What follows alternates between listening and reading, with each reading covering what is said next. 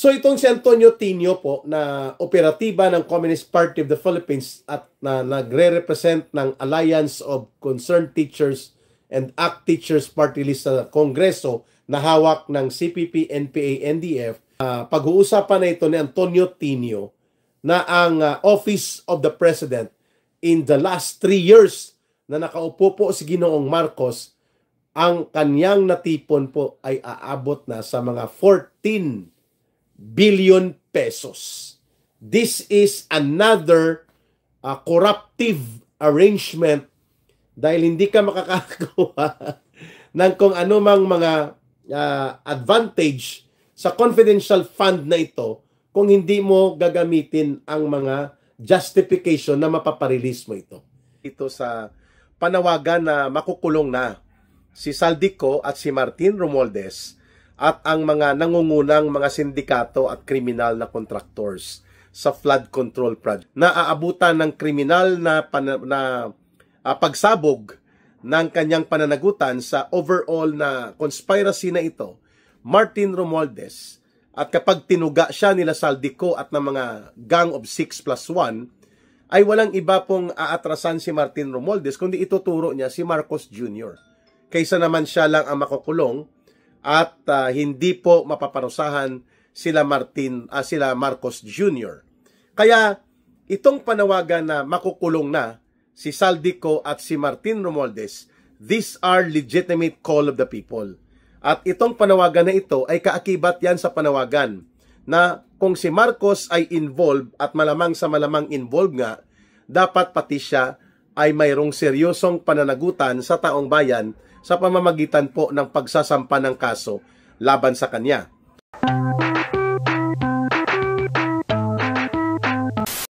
Na nagaganap sa loob po ng House of Representatives, subalit kanina nakita ko po itong si Antonio Tinio.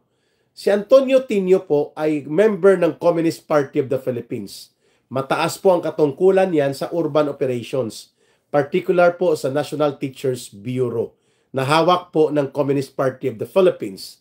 Sila po ang nagkukumpas nitong party list na ACT Teachers at pati na yung kanilang mass organization among the teachers and rank-and-file employees sa sektor ng pampublikong edukasyon sa ilalim po ng Alliance of Concerned Teachers. Okay? Ang party list nila, ACT Teachers. Pero iisang tuhog lang po yan. Opo, iisang tuhog lang. So itong si Antonio Tinio, I think was able to finish 3 termino niya at bumalik siya ulit, no? At naging kakolektiba ito ng mga kabatch ko rin sa CPP, NPA, NDF. And I happened to meet him and discuss with him about Communist Party organization and operations nung kabataan pa po namin. I think that was around 2000 or 2001 dyan sa Laguna, sa may Los Baños area, sa isang kilalang spring or resort, no, sa Laguna. Okay. So itong si Antonio Tinio po na operatiba ng Communist Party of the Philippines at na nagre-represent ng Alliance of Concerned Teachers and ACT Teachers Party List sa Kongreso na hawak ng CPP, NPA, NDF, nagpahayag po siya ng interpellation doon sa representante po ng Office of the President hinggil sa budget. At isa po sa budget ng Office of the President ay ang confidential fund para kay Marcos Jr.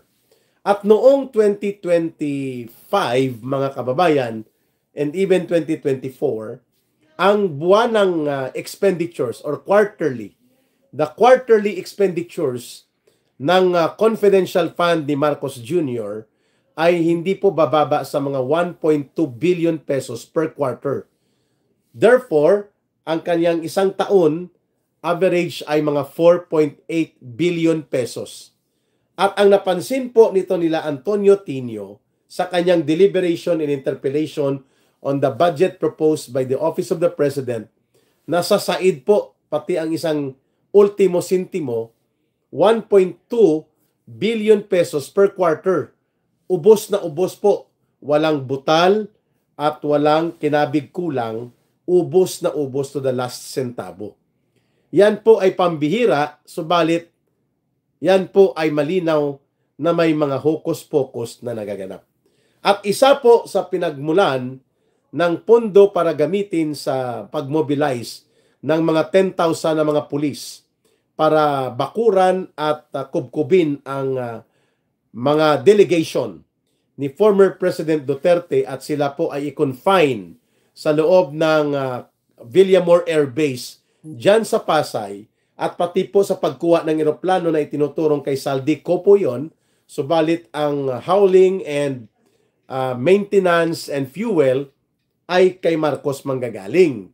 Ang pinagkargahan matapos silang dukutin si Pangulong Duterte.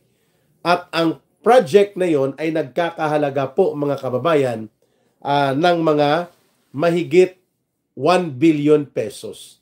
Kaya ginamit na ni Marcos ang kanyang confidential fund hindi po para protektahan ang ating bansa sa pamamagitan po ng pagiging alerto at profesional ng ating gobyerno upang labanan ang mga totoong kalaban ng gobyerno. Subalit itong 4.8 billion pesos halos na confidential fund ni Marcos ay 1/4 of this or 25% ginamit upang magkaroon po ng public manipulation hinggil po sa dito sa kay Pangulong Duterte at kung papaano po ginamit ang confidential fund upang ang 10,000 mahigit na mga pulis na pinamunuan noon ni General Diwata Torre ay isustain po nila ang pressure laban kay Pangulong Duterte when he arrived from Hong Kong in March 11 of 2025. At nakita po natin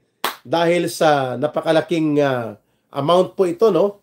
Ang mga pinag-uusapan natin 1.4 billion pesos per month or per quarter. So 4 na beses po nagpalabas ng pondo. 2024, ganun din po. 2025, ganun din po. Halos walang laman na natitira sa pondo ng confidential fund nila Marcos sapagkat every quarter, said na said, ubos na ubos, simot na simot po itong confidential fund ni Marcos. Not a single 1 peso or a single centavo was left, mga kababayan. At ang confidential fund ni Marcos bilang exigency fund ay hindi po nangangailangang magkaroon ng strict audit. Ito po ay parang kapareho din ng liquidation by certification. Kaya, ang pinundo para kina Torre at sa kanya mga tauhan na mahigit 10,000 mga pulis at binakuran na rin po nila doon ang mga property na gusto nilang bantayan, airport at pati iba pang mga exit na posible po na pumunta o puntahan ni Pangulong Duterte. So, mantakin po ninyo it cost mga mahigit 1 bilyon ang naturang operations laban kay Pangulong Duterte. At ang pinagmulan, hindi na po itinatanggi, pero hindi na rin po nila inaamin, pasimplihan lang.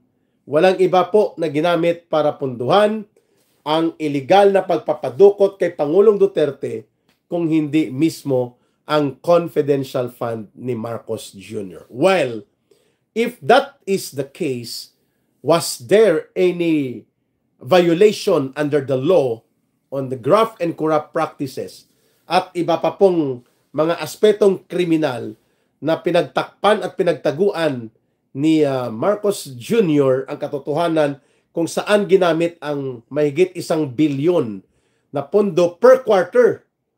Ibig sabihin every 3 months. Nauubos to the last centavo, simot na simot, saan ginagamit ni Marcos ito? Ang mga pondo na ito na nagkakahalaga ng billions of pesos. At sapagkat hindi po aabot ng 2,000 piso lamang po ang kailangan niya para magkaroon ng update sa mga impormasyon na gusto niyang makuha, no? Several few thousands makakakuha na ng update si Marcos sa mga nangyayari sa paligid, pero bakit kailangang every quarter ay 1.2 billion pesos ang ginagastos daw? At walang resibo po ito. Liquidation lang ito on the basis of intelligence project and intelligence monitoring. Ayan. Kaya ito 1.2 billion ginamit lang malamang upang i-monitor si Pangulong Duterte, bantayan po siya at pagbalik niya ipadukot na kaagad siya. Yan ang dahilan kung bakit nakapunta na at naipadala sa ICC si Pangulong Duterte at hindi na po sinunod ang tinatawag na Rome Statute, mga kababayan. Okay? So, saan po napupunta ang 1.2 billion pesos every quarter na simot at ubos na ubos kay Marcos?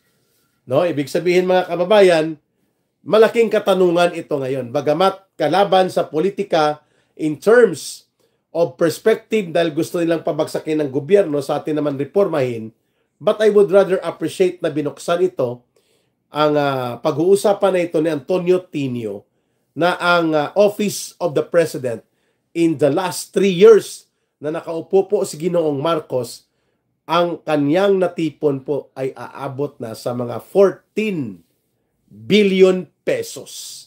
This is another corruptive arrangement dahil hindi ka makakakuha ng kung anumang mga advantage sa confidential fund na ito kung hindi mo gagamitin ang mga justification na mapaparelease mo ito. Ngayon, lumalabas po in the last 3 years ni Marcos Jr., hindi po bumababa sa 4 na bilyon na peso hanggang 4.8 billion pesos po ang kanilang kinukuha na confidential fund nila Marcos at inaatado nila every quarter. Every 3 months, dapat ubusin, gastusin ang kanilang confidential fund kahit pa hindi po ito tumutugma sa kung ano ang nararapat na pagpapatupad ng mga intelligence project. Pero dahil nakokontrol po nito ni Marcos ang intelligence fund niya, nagagamit niya pati sa maruruming laro ng politika. At ang ginamit na pundo po para sa allowances, perks and privileges, reward sa ginawa po ng Philippine National Police, sa ginawa po ng DOJ at iba pang sangay ng gobyerno na nagmaniobra upang mapadukot at maipatapon at maipakulong ng iligal si Pangulong Duterte, ay nagkakanya-kanya po sila ngayon ng kanilang pagtago at pagtatabon-tabon kung paano nilustay ni Marcos ng every quarter in the last 3 years ay 1.2 billion pesos po ang ginagastos ni Marcos. Ma'am Sinaida Lee from Taiwan and Naji Jasro, ingat po always. At nandyan po si Rosana Wawi Pai Puentes Jones. Cheers! Watching from New Zealand. Thank you, Wawi. Mabuti po at pinuntuhan nito ni Antonio Tinio na hindi po kapanipaniwala na every quarter ay nagagamit to the last centavo ng 1.2 billion pesos ang confidential fund ni Marcos. Samantalang hawak na po ni Marcos ang National Intelligence Coordinating Agency na may malaking pondo din po. Hindi niya kailangang bayaran ang mga investigators po dyan, nito sa National Intelligence Coordinating Agency. At mayroon pa pong ibang mga pamamaraan na makakakuha ang gobyerno ni Marcos ng update sapagkat nandyan ang Intelligence Service of the Armed Forces of the Philippines. Ngayon, bakit po umabot sa mga malalim po na mga aspeto na ginamit na ang confidential fund upang isagawa itong very surgical pero border or cross-border kidnapping na ginawa po nila Ginoong Marcos laban po dito kay Pangulong Duterte. Marapat lamang po na maimbestigahan ito. Saan ginamit, paano ginamit, at ito ba ay involved dito sa malawakan po na mga pagkakaroon ng issue na ang nagpadukot at gumamit ng pandurukot na taktika, pati po ang mga component nito na ginamit laban kay Pangulong Duterte ay ginamitan din po ng pondo na nagkakahalaga ng 1.2 billion pesos sa isang cycle po lamang per quarter. Ayan. So pwede bang dinambong din ni Marcos ang 1.7 or 1.2 billion pesos na halaga po ng confidential fund na hindi naman po talaga nagamit ito para sa pangangalap ng impormasyon at paglaban sa mga kaaway ng ating bansa, kaaway ng ating mamamayan, ginagamitan ng bilyon-bilyon na pondo pero tuloy-tuloy po ang pagkakaroon ng tinatawag na recruitment among the ranks of the youth and students, lalo na po at nabuo na ang itong mga network nila ngayon na pinababayaan na lamang sila. Hindi na po ito hinahabol ng Office of the President sa kanyang mga confidential fund na hawak. Kaya magdududa ngayon, no, ang taong bayan, saan mo ginamit, Mr. Marcos, ang confidential fund mo na samantalang napakalaki nito, every quarter na uubos mo ang 1.2 billion pesos na per quarter confidential fund ni Marcos. In the last 2 years, simot na simot, ubos na ubos. Ayan. Kaya mga kababayan, bantayan po natin ito kasi humihingi ngayon sila Marcos ng mahigit 5 billion na confidential fund na kaya po nilang palusutin, ikakapital naman po nila itong kwento na kunwari ay may exigent situation na kailangan magkaroon ng confidential fund na mas malawak ang presidente. Pero sa katotohanan po, ginagamit lamang nila ito upang magkaroon ng pamamaraan na mahihigop at makukuha nila per quarter, hindi bababa sa 1.2 billion pesos, mga kababayan. Ayan. Ako po ay mahigpit na naniniwala na talaga pong ginamit nila Marcos ang confidential fund na ito, which is illegal dahil hindi po yan ang purpose kung bakit may confidential fund ang Office of the President. No? Si Chris Tandog, Brother Chris, magandang gabi sa iyo. Long time no hear. I'm happy to see you here sa Facebook Live. Get well soon. I hope na okay na ang kalagayan ng kalusugan mo, Brother Chris. I'm happy to see you here sa ating live stream sa Facebook. So, napakalaking racket po ni Marcos ang pagkakaroon ng every quarter mahigit 1 billion na pesos po ang naipapalabas na pondo, and the audit process is only limited because of the confidential and discreet nature of the disbursements and utilization of the said items sa Office of the President.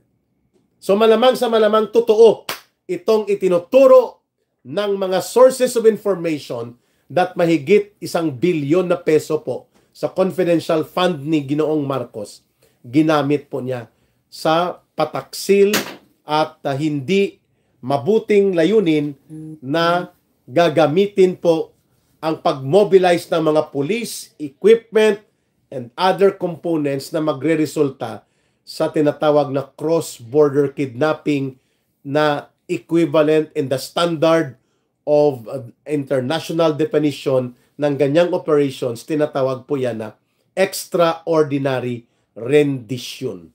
Illegal po yan at yan ay equivalent or tantamount to abduction or even kidnapping. Ayan.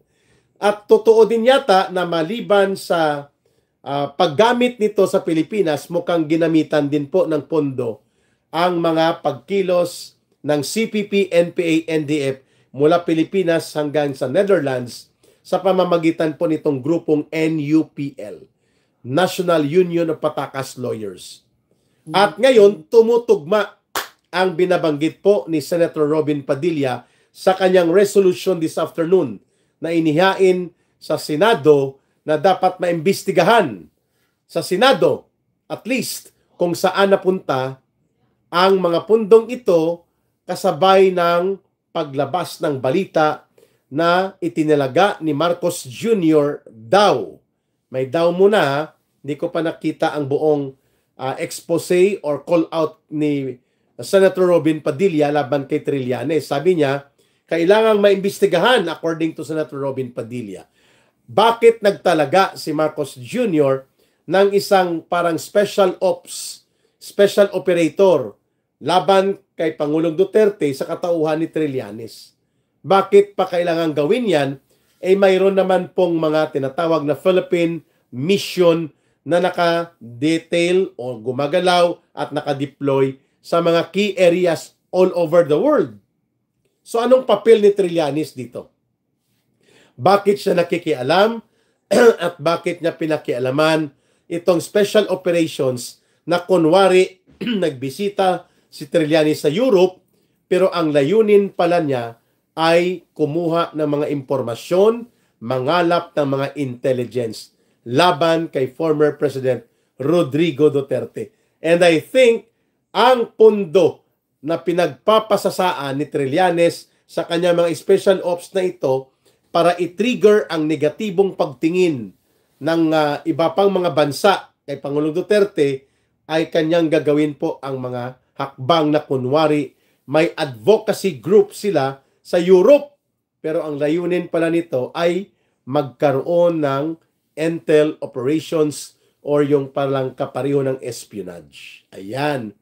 So ito po naniniwala ako na ang confidential fund ni Ginoong Marcos ay malamang sa malamang po ginagamit din sa mga kagaya nila Antonio Trillanes na ngayon ay nabubuking that he is doing mga maneuver ng isang dating senador at ngayon ay consultant sa gobyerno ni Marcos na hindi po coordinated according to Attorney Kaufman ang ginawa nilang mga visitation na ito.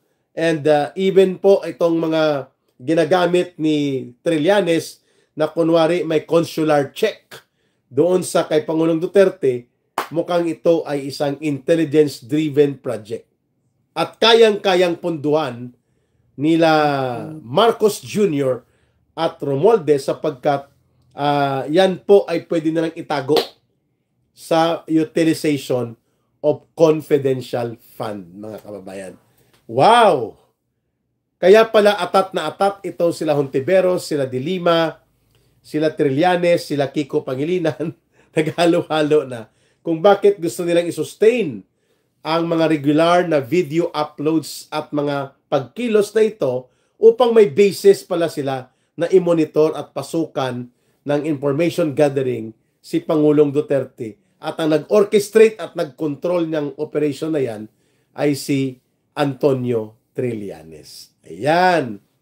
So mga kababayan, magbabalik po ang karagdagang analysis natin dito hinggil po sa resolusyon na inihain ni Senator Robin Padilla na pinapaimbestigahan ang mga bogus subalit appearing to be acting in behalf of the Philippine government na ginagawa po ng mga alipores na ito na kailangan pong tingnan natin kagaya ni Trillanes ano ang kanyang duties and function, saan ang gagaling ang pundong ito at bakit siya itinalaga na parang special envoy beyond review ang kanyang designation ng Senado o ng Lower House of Representatives. Ay tungkol dito sa panawagan na makukulong na si Saldico at si Martin Romualdez at ang mga nangungunang mga sindikato at kriminal na contractors sa flood control project. Oy, alam niyo po ba, si Saldico ay nagpagawa ang kanyang sister company, na kunwari sa kanyang kapatid itong High Tone Corporation, doon po sa isang liblib na barangay. I think this is in Albay. Ang lugar ay may mga 220 families lang. So around less than 1,000 ang tao. Pero mantakin nyo ang budget ng kalsada, 1.2 billion pesos. Hindi ka ba malulula niyan? Tapos liblib na lugar.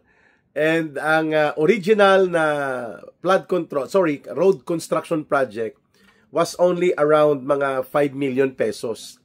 Nang lumabas ang General Appropriations Act of 2025 ay naging 1.2 billion pesos.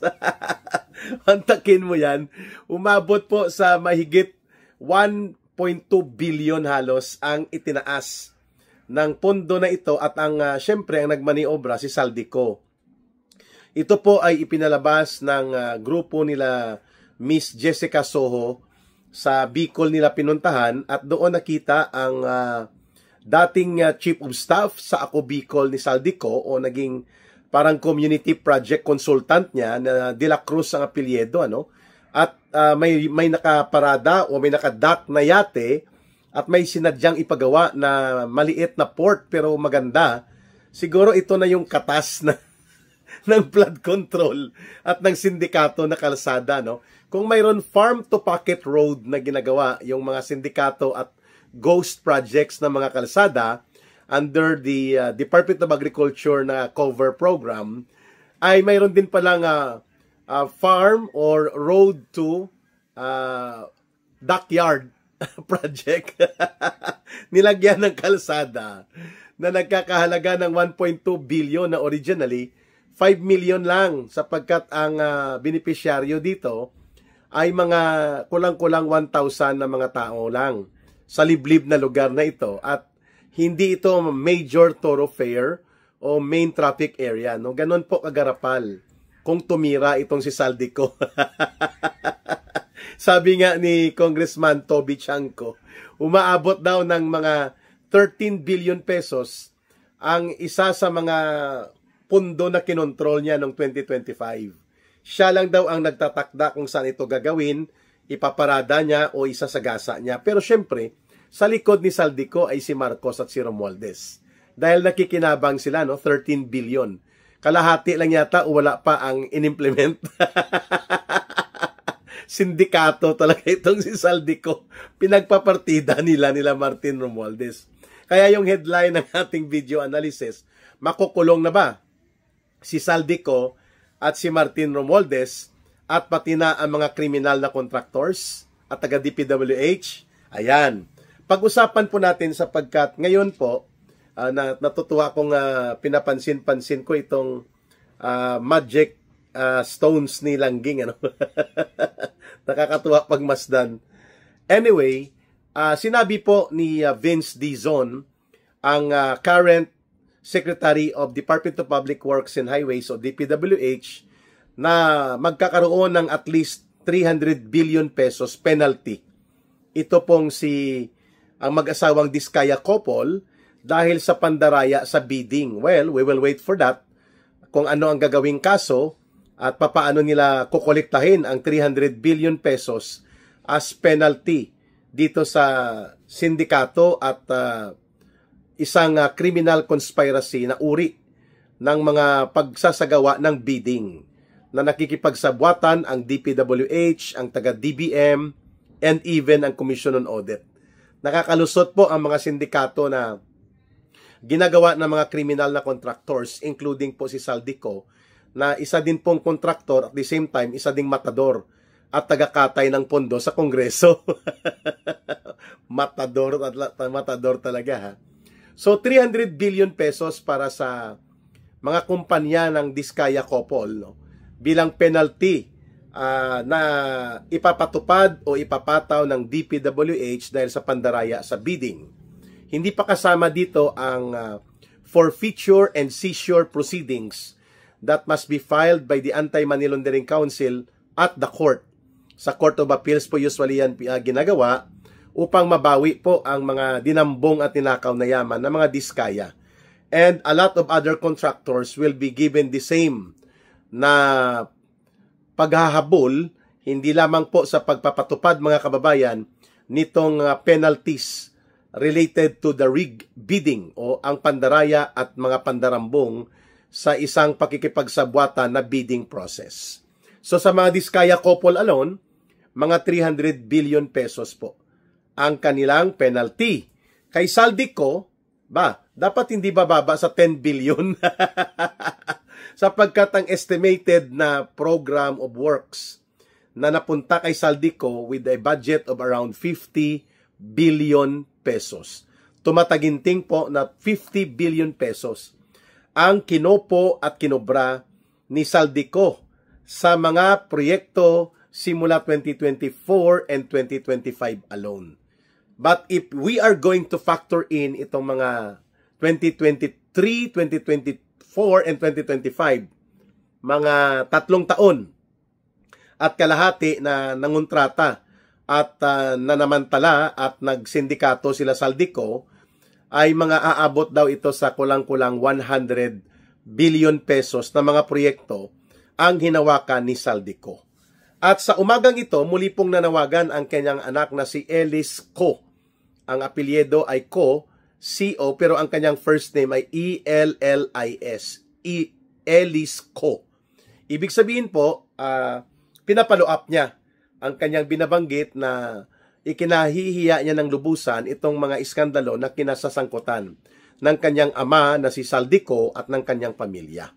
Well, lumalabas pa lang pangalan niya ay incorporator ito sa ilang kumpanya like I think High Tone at saka sa SunWest din po lumalabas sa mga articles of incorporation ng mga officers ng naturang korporasyon itong si Ellis Co. Pero sabi niya, ginamit lamang ang pangalan niya but he was not actively engaged or being involved in any business affairs or in any actual operations nito mga kumpanya ng kanyang tatay at ng kanyang pamilya.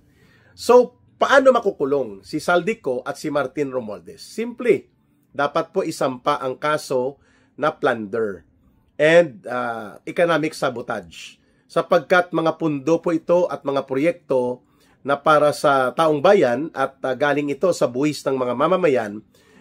Hindi lamang po ito 100 million, kundi billions of pesos hanggang maabot sa mahigit 1 trilyon ka pesos sa flood control projects alone. These are serious or heinous crimes na pwedeng mahulog po hindi lamang sa plunder, which is punishable by reclusion perpetua or life imprisonment, kung hindi pati na rin po ang economic sabotage, mga kababayan. Bakit economic sabotage ka, Eric? Sapagkat ang economic sabotage po, nangangahulugan yan na ninanakaw mo at kinukuha ang mga pondo at proyekto ng gobyerno para pagkakitaan mo to the detriment of the entire economy, to the detriment of the entire population. Kaya ang tawag dyan, economic sabotage. So mabigat din po yan na krimen, no?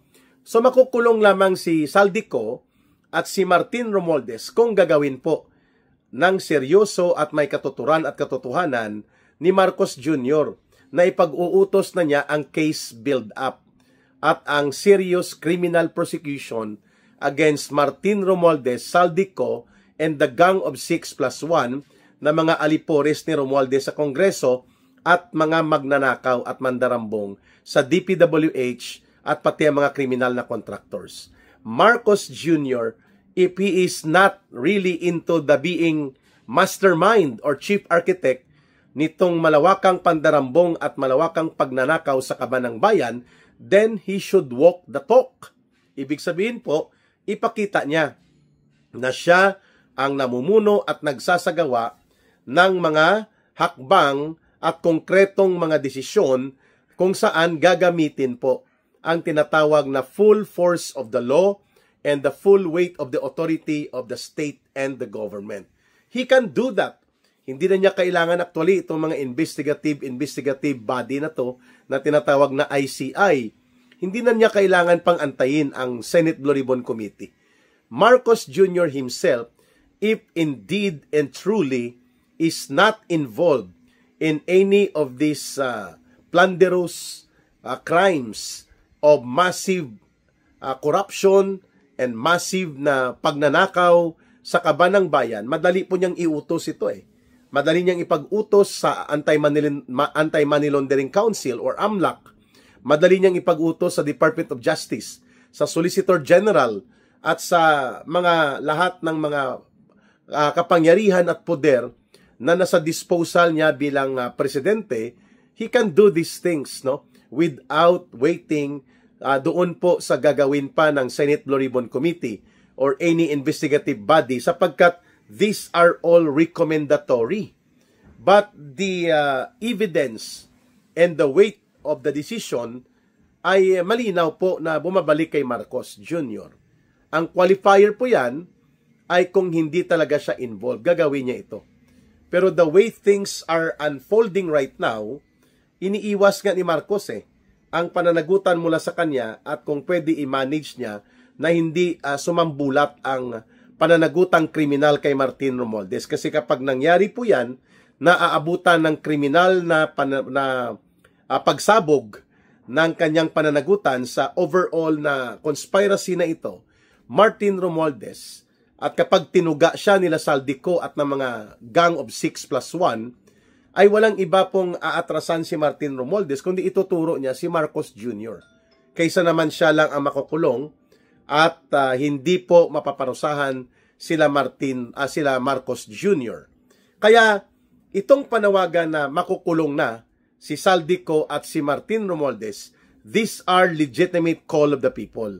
At itong panawagan na ito ay kaakibat yan sa panawagan na kung si Marcos ay involved at malamang sa malamang involved nga, dapat pati siya ay mayroong seryosong pananagutan sa taong bayan sa pamamagitan po ng pagsasampa ng kaso laban sa kanya.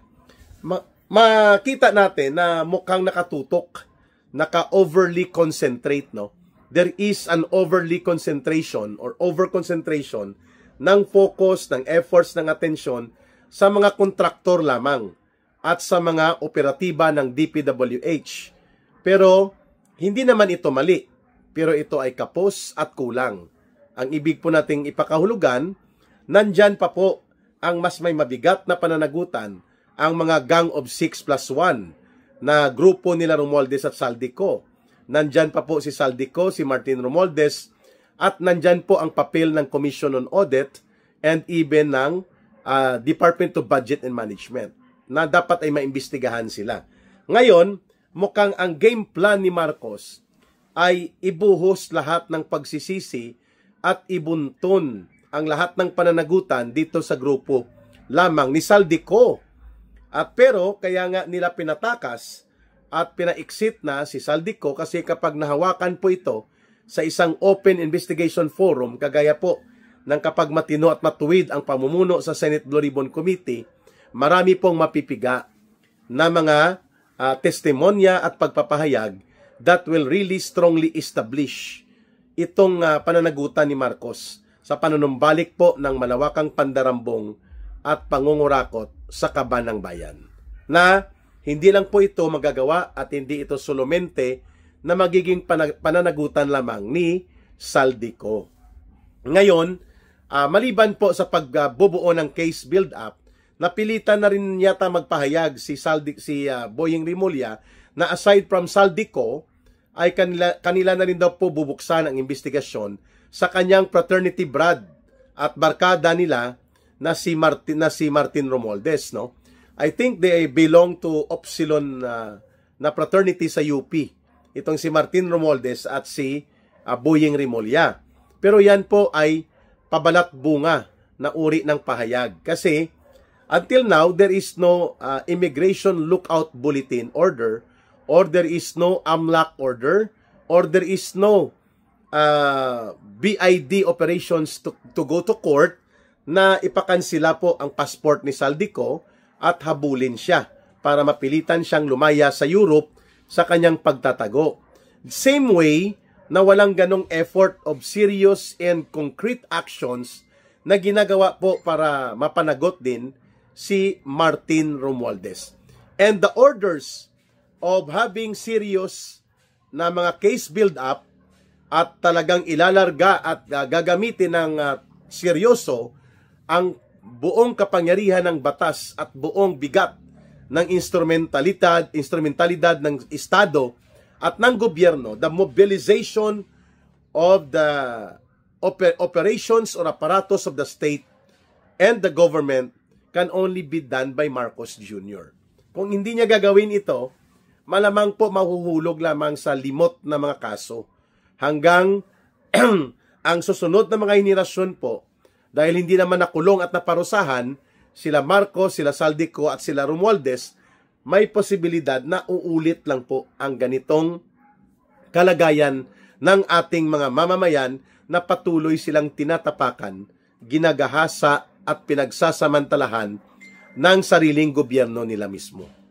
And we would like to see ang pahayag na ito ni Vince Dizon na makukulong daw ang mga contractors at tatanggalan pa ng mga professional licenses sa Professional Regulations Commission o PRC itong mga engineers at mga accountants. Inuna po ni Secretary Vince Dizon ang mga taga Bulacan District Engineering Office na dapat ang lahat ng sangkot na mga accountants or CPA at mga engineers, dahil po sila ay may license sa regulatory body ng gobyerno na PRC, ay pwede pong ipakansila ang kanilang license of professional registration. At nang sa ganon, hindi na po nila magagamit ang kanilang profesyon at license. No? Magandang panukala yan sa bahagi ni Vince Dizon, subalit kailangan po samahan yan ng AMLAC petition sa court para mabawi at mapanagot sila itong mga binabanggit na mga tiwaling opisyal ng DPWH. At ang kasabwat nila mga kontraktor ay dapat forever ban. Dapat wala din po silang karapatan na manatili na nangungontrata. Hindi lamang po ang pagbibigay ng penalties. Like itong sa mga Diskaya couple, ang kanilang penalties mga kababayan ay aabot po sa 300 billion pesos. Mahalagang puntuhan po natin ito sapagkat ang anumang mga hakbang na nakatuon lamang sa mga sapsap at butete na mga involved sa malakihang krimen na ito ay hindi po makakamit ang hustisya at katarungan para sa mamamayang Pilipino. Kaya marapat lamang po na itong si mga Diskaya couple na ito, itong iba pa mga kontraktor, ay dapat isama na rin po sila Saldico at Martin Romualdez na tanggalan ng karapatan na mag-travel at kung kinakailangang i-cancel ang passport ni Saldico upang mapipilitan siyang bumalik ng Pilipinas, ay bakit hindi natin gagawin? Ganon din po kay Martin Romualdez. Akala ko ang pronouncement ni Secretary Boyeng Rimulya kagabi, there will be no sacred cows. Ang mga sinasabi niyang sacred cows, selective.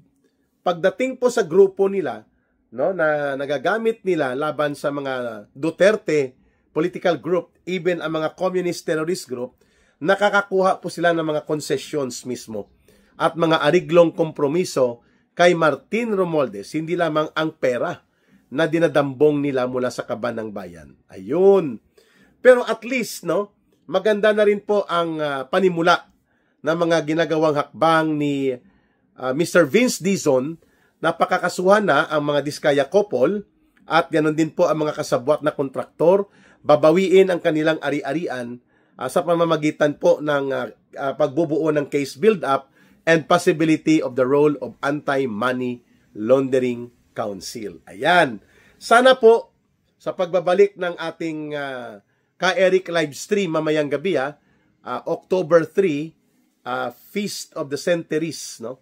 Ang pagkakaalam ko, mamaya po mga alas 9:15 ng gabi, sometime around that time sa Pilipinas po, ay pag-uusapan natin ano po ang mga implications nito ng kasalukuyang hakbang ng pagpapakulong para kay Romualdez at kay Saldico at sa kabuoang pagkilos ng taong bayan ay hinggil po sa paniningil sa totoong mastermind ng lahat ng ito, kung hindi ang itinuturo ngayon ay si Marcos Jr. na mismo.